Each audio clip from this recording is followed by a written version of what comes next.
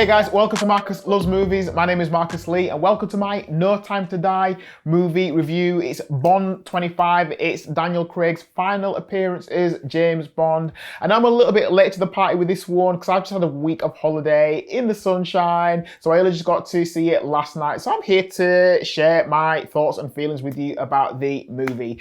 Can I just say, if this is the first time you're checking out my channel, thank you for checking it out. Can I encourage you to subscribe because I would really appreciate your support. If you love your movie reviews, this is the place to come. Got lots of exciting movies and TV shows to talk about in this autumn season, so please subscribe to the YouTube channel. So let's get into the plot outline and then we'll talk about the movie a little bit more.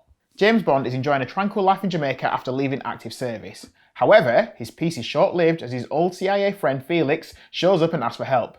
The mission to rescue a kidnapped scientist turns out to be far more treacherous than expected, leading Bond on the trail of a mysterious villain who's armed with a dangerous new technology. The movie is directed by Cary Joji Fukunaga and it stars Daniel Craig, Rami Malek, Léa Seydoux, Lashana Lynch, Whishaw, Naomie Harris, Wright, Christoph, Waltz and Ralph Fiennes. So we've been waiting for this movie for what feels like the longest time. We were due to get it back in April 2020, but then you know what happened and everything got delayed, so this got pushed back. It was meant to come out again at the end of 2020 and it never happened. And I mean, this movie was such a big deal that my local cinema chain, Cineworld, much like many other cinemas, actually said, you know what, we've got to close our doors for a while until this movie comes out again, because this is the movie that's going to get people through the door. So this movie was a massive deal. So the question is, was it worth the wait? We have had to wait so long for this movie, and my simple answer to that is yes, this movie was definitely worth the wait because it's a fantastic movie and it needs to be watched on the big screen. I've read a plot outline to you, but ultimately the plot is pretty standard James Bond stuff.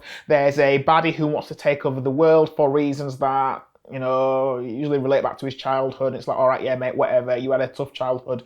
Get over it. Let's move forward. So the plot isn't anything special. The reason I'm here for the big action sequences, and we've got lots of them. Normally at the start of a James Bond film, you get a action sequence and then the classic James Bond credits roll. So at the start, we had an action sequence that I thought was all right, and then I was waiting for the credits to roll and it didn't happen, but then we got another action sequence at the start. So I actually looked at my watch and I counted about 20 minutes in before the main James Bond credits roll. So you've got a big build-up right at the start of the movie. I thought the first hour of the movie was fantastic, really engaging, really energetic, lots happening on screen, so I was really enjoying that. Now maybe this is because it's such a long movie, but I think as the movie gets to its middle third, it sort of hit a bit of a lull and it was less interesting, less engaging. I might have actually yawned a little bit. Not because I was super bored, maybe it's because I was comfortable in my cinema seat and I'd had my chocolates already. But yeah, I found the middle section less interesting. Christoph Waltz pops up again. He pops in and out of the movie. And, you know, I suppose that's, you know, the filmmakers tying these 5 Daniel Craig James Bond movies together. I like how they tried to do that. That was good. But the middle section was a bit like that.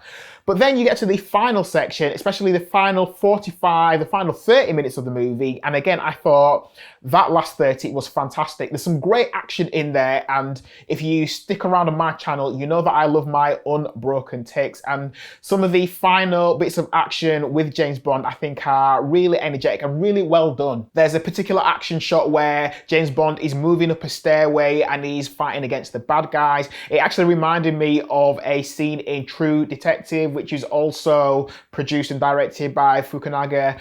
I think it's season 1, episode 4, where Matthew McConaughey is going to stake something out and he's fighting against these bad guys, and it's this long 8-minute unbroken take, and it had shades of that. And I thought, okay, this is the director putting another trademark on James Bond. So that bit of action I thought was really good, and the final third of the movie was absolutely fantastic. This is a Bond that some people might not like. Mini spoiler alert, because I don't really do spoiler alerts, but this is a Bond that doesn't sleep around a lot. We have quite a few Bond girls, if you like, but Bond isn't trying to bed them all. This is like Bond has matured, or maybe this is Bond in 2021. This is 21st century Bond. This is Bond who's got slightly different priorities other than trying to sleep with as many women as possible. So some people might not like that, but this is like a mature Bond. It's like Daniel Craig, yeah, okay, I'm on my 5th film now, I've matured into the role, we've got a continuous story, a continuous thread that goes throughout, so I don't need to be sleeping with everyone. There's also a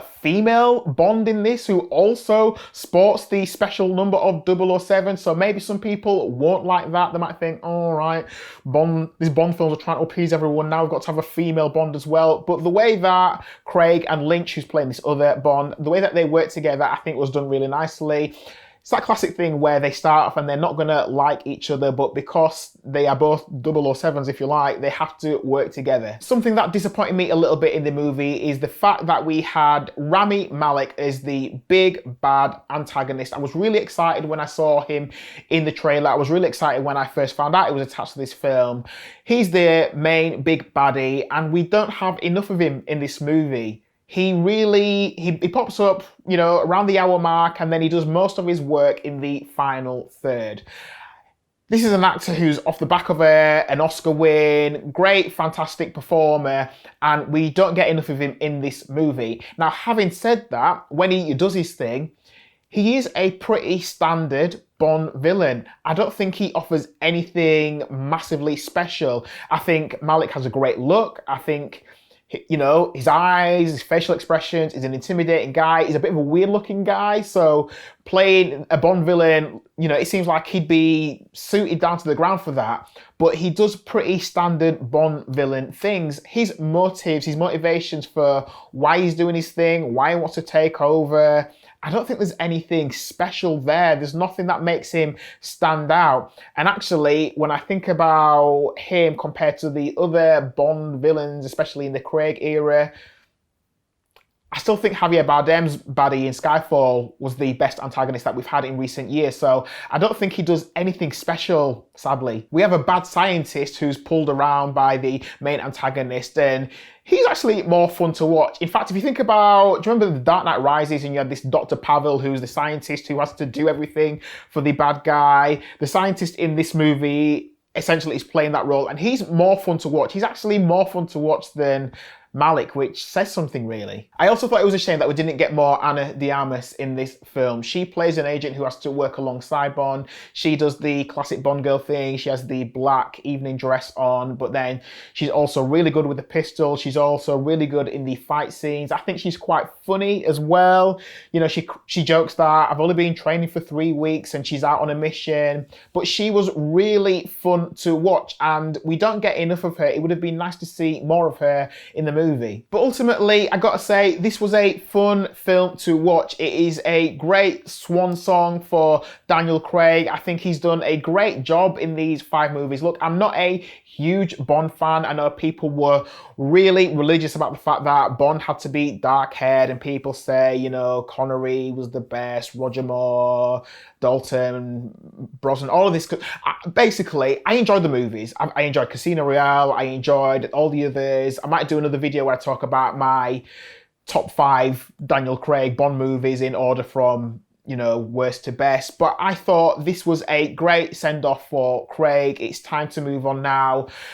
Definitely a movie I think you should watch on the big screen. So as always, I'd love to know what you think about the movie. But before I do, let me give you my rating for the movie. So my official Marcus Loves Movies rating for No Time to Die is, mini drum roll, 4 stars.